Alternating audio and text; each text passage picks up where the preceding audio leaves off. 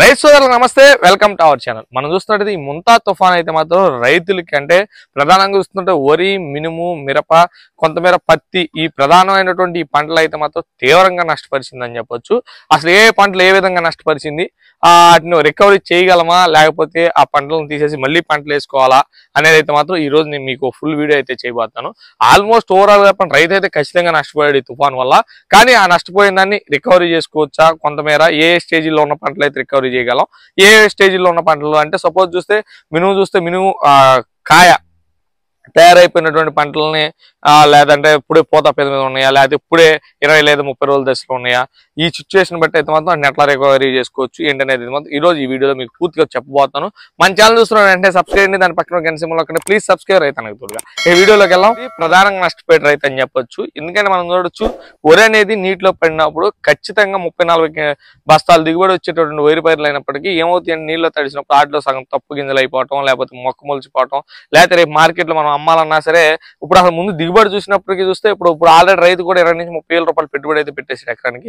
అది నిండా కలిపినా కానీ ఎకరానికి వరి సాగు చేసే రైతులకి నిండా 10 నుంచి 15 కంటే ఎక్కువగా అయితే మిగలవు అనమాట ఈ కూలీలు ఇవన్నీ. ఇప్పుడు పడిపోవడం వల్ల ప్రధానంగా ఏంటంటే రేపు దీన్ని కోత కొయ్యాలంటే మిషన్ వల్ల అయితే రాదు, ఎందుకంటే సగానికి సగం పోతే మిషన్ తొక్కేస్తుంది. ఇంకోటి ఏంటంటే రైతులు మనుషులతో కోపియాలి అనేది అయితే ఒక పెద్ద సమస్య అని చెప్పొచ్చు. వాళ్ళ నోటికి ఎంత తండగలగవచ్చు. మినిమం మామూలు కోత అయితే 3000, 2000 ఉంటే రేపు పడిపోయిన కోత 10,000 కూడా అడుగుతారు అనమాట. పరిస్థితి అట్లా ఉండదు, వరి రైతుకి ఏం మిగిలేదు ఉండదు. కాబట్టి వరి రైతు మాత్రం ఈ తుఫాను కారణంగా తీవ్రంగా నష్టపోయాడు. అరకొరక రైతు అయితే మాత్రం కొంతమంది నష్టపోలేదని చెప్పి, ఎందుకంటే వాళ్ళు లేట్ గాను లేకపోతే లాంగ్ పీరియడ్ విత్తనాలు వేసుకున్న రైతులు అయితే మాత్రం ఈ తుఫాన్ ఎఫెక్ట్ నుంచి అయితే తప్పించుకున్నారు వరి రైతులు.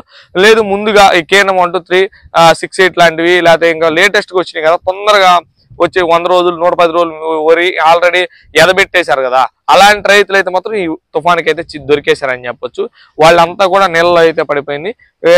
వాళ్ళకైతే ప్రధానంగా తీవ్రమైన నష్టం అయితే చెప్పొచ్చు వరి రైతులకి. తర్వాత వచ్చేతలకి మనం చూసినట్టయితే మినుము అని చెప్పొచ్చు. ఈ మినుములో ఈ స్టేజీలో ఆల్మోస్ట్ చాలా మంది రైతులు అయితే కూడా హార్వెస్టింగ్ స్టేజీకి వచ్చింది. ఈ టైంలో ఈ వాళ్ళ కారణంగా అవన్నీ బూజు పట్టేయటం, గింజ ఈ ఫంగస్ లాగా వచ్చేయటం, డ్యామేజ్ అని చెప్పొచ్చు. ఫుల్ డ్యామేజ్, ఎర్ర గింజలా మారిపోతుంది. రేపు మనం కోసి మార్కెట్కి వెళ్ళాలంటే బయట మార్కెట్లో 8,000 ఉంటే కింద ఇది 4,000, 5,000కి మాత్రం అడుగుతారు. రైతుకైతే ఇది తీవ్రమైన నష్టం అని చెప్పొచ్చు. ఖచ్చితంగా మినుము కూడా ఇది డెఫినెట్ గా ఈ తుఫాను ప్రధానంగా తీవ్రమైన నష్టం అని చెప్పు. ఇంకొకటి ఏంటంటే ఆల్రెడీ ఈ స్టేజీలు 20 రోజులు లేదా 25 రోజులు లేకపోతే 30 రోజులు లేదా 45 రోజులు పూత పింద మీద, లేకపోతే ఇదే నష్టం ఎవరి రైతు కంటే మినుములో తీవ్రంగా పంట ఎండిపోయి హార్వెస్టింగ్ వచ్చిన రైతుకైతే తీవ్రమైన నష్టం.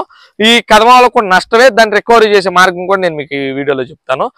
ఏంటంటే ఇప్పుడు మనం చూస్తున్నట్టయితే స్టార్టింగ్ 20 రోజులు 30 రోజులు లేదా 40 రోజులు లేదా పూత పింద మీద ఉందో 50 రోజులు ఈ స్టేజీలో కానీ ఇప్పుడు ఈ వాన అయితే పడినప్పటికీ ఏమైందంటే పూత మీద కూడా కొంచెం డ్రాప్ అవుద్ది. పూత పట్టడానికి అయితే మనం ఫ్లవర్ క్యూన్ కానీ గోస్టర్ ఈ రెండు మిక్స్ చేసి కొడితే విపరీతమైన పూత అలాగే గ్రోత్.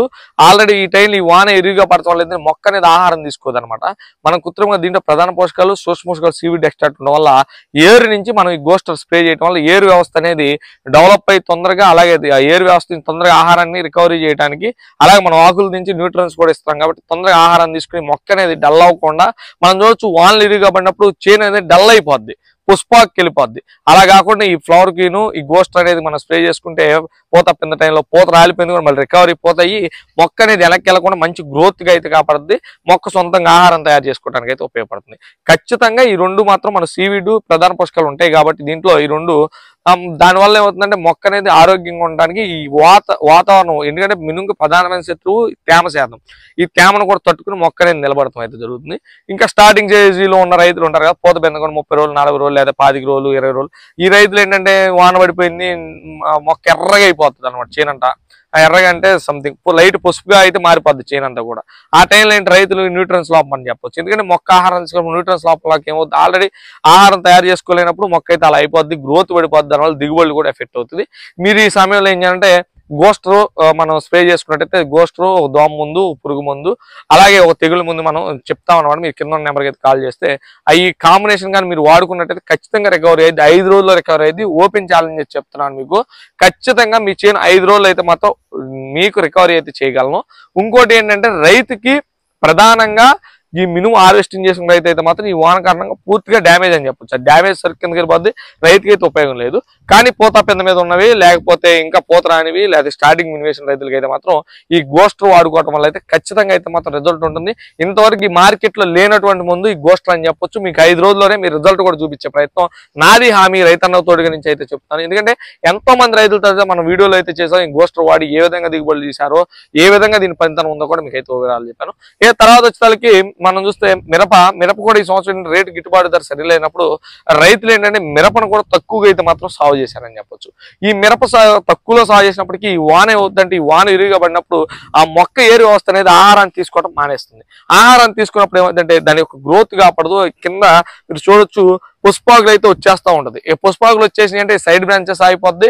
మొక్కే ఆహారాన్ని తీసుకుంటాలో ఈ గోస్టర్ మీరు స్ప్రే చేసినట్టయితే దాంతోపాటు పురుగు ముందు అలాగే తెగులు ముందు దోమ ముందు కూడా కలిపేసి మీరు కానీ ఇచ్చినట్టయితే ఖచ్చితంగా మళ్ళీ మనం మొక్క నేల ఆరిపోయి ఆహారం తీసుకునేదాకా మనం ఇచ్చేటటువంటి కృత్రిమంగా ఇస్తున్నటువంటి ప్రధాన పోషకాలు సీవిడ్ వల్ల వేరు వ్యవస్థ బాగా డెవలప్ అవటం, వేరు వ్యవస్థ నుంచి ఆహారం తీసుకోవటం, అలాగే మొక్క అనేది మంచిగా రావడానికి అయితే ఉపయోగపడుతుందని అయితే చెప్పొచ్చు.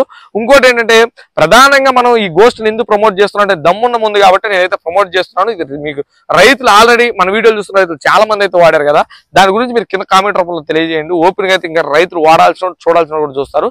అలాగే చాలా మంది రైతులకి అయితే వచ్చారు. ఓవరాల్ గా ఈ ముంతాన్ తుఫాన్ అయితే మాత్రం రైతునైతే ఒక ఊపేసిందని చెప్పొచ్చు. రైతు గత సంవత్సరం కూడా తీవ్రంగా ఈ వరి సాగు చేసే రైతులు తీవ్రంగా నష్టపోయారు. అలాగా ఈ వరి మగాళ్ళు అయితే మాత్రం ఓవరాల్ నాశనం అయిపోయినట్టే. మనకు పడపోయినప్పటికీ కూడా వరి ఏమవుతుందంటే ఈ నోట్లోకి వచ్చినట్టు లేదా పొట్ట నవసంలో ఈ వర్షం పట్టడం వల్ల మానుకాయ అంటే కాటుక తెగులు అనేది విపరీతంగా అయితే వస్తుంది. దీనివల్ల దిగుబడులు అనేది చాలా అంటే చాలా పడిపోతాయి. ఈ సంవత్సరం కూడా రైతు అయితే మాత్రం వరిలో పీక్కు తినేది ఏమీ లేదని చెప్పొచ్చు. ఎందుకంటే వరి అనేదే లాస్ట్ పంట. అలాంటిది వరి సాగు చేసి దాన్నే ఇంత పెట్టుబడులు పెట్టి పడిపోయిన కోతలు కోపించాలంటే రైతు అయితే తీవ్రంగా నష్టపోయాడు. ఇంకోటి ఏంటంటే ఈ మినుము కానీ మిరప కానీ ఈ పత్తి అయినా సరే ఏదైనా సరే మీ పంట ఈ వానలకి ఏరు వ్యవస్థ అయితే ఆహారం తీసుకోక డల్ అయిపోవటం, వెనక్కి వెళ్ళిపోవటం, గ్రోత్ లేకపోవటం ఇవన్నీ కూడా జరుగుతాయి. కొన్ని ఏంటంటే గ్రోత్ ఉన్నా పైకి వచ్చినా కానీ పైరు చేసినా కానీ పోతా పింద రాపోవటం ఉంటుంటాయి. అలాంటివి కూడా మనం అయితే మందులు అయితే చెప్పడం అయితే జరుగుతుంది. మన రైతన్నతోడు ఓవరాల్గా అయితే మాత్రం రైతులు చెప్పేది ఏంటంటే మనం సరైన మందులు వాడినప్పుడు సరైన నేలలోనే సరైన విత్తనాలు వేసినప్పుడే మంచి దిగుబడి పొందగలం. కాబట్టి మన రైతులందరూ కూడా సరైన విత్తనాలు సరైన మందులు వాడుకుంటారు. మీకు ఇంకా గైడెన్స్ లేకపోతే దీనికి సంబంధించి ఏం కావాలో సరే కింద ఉన్న నెంబర్ ఇస్తాను. ఆ నెంబర్కు మీ పంటలకు సంబంధించి ఏమన్నా ప్రాబ్లం ఉన్నా, తెగుళ్ళు ఉన్నా, డిసీజెస్ ఉన్నా సరే ఫోటో పెట్టండి. మీకు గోస్ట్ కావాలన్నా సరే కింద ఉన్న నెంబర్కి అయితే కాల్ చేయండి. ఫోటో పెట్టి మీ సమస్యను వాయిస్ రూపంలో కానీ లేకపోతే టైప్ చేసి అయితే నాకు పెట్టండి. నేనైతే మాత్రం మీకు స్పందిస్తాను. 2-3 గంటల్లో స్పందించి దానికి ఎలాంటి మందులు వాడాలి ఏంటి మీరు ఎంతమందిని చూస్తుంటారో ఒకసారి రైతన్న తోడుగాలో నన్ను కూడా ఒకసారి నమ్మండి, ఒకసారి వాడి చూడండి. బాగుంటే మీరు నన్ను కావండి, లేదంటే కింద కామెంట్ రూపంలో తెలియజేయండి నాది బాగుందా బాగాలేదని. ఓవరాల్ గా రైతుల కోసమే రైతన్నకు తోడుగా అయితే ఉంది. నేను మీ పవన్, మీరు చూస్తున్నారు రైతన్నకు తోడుగా.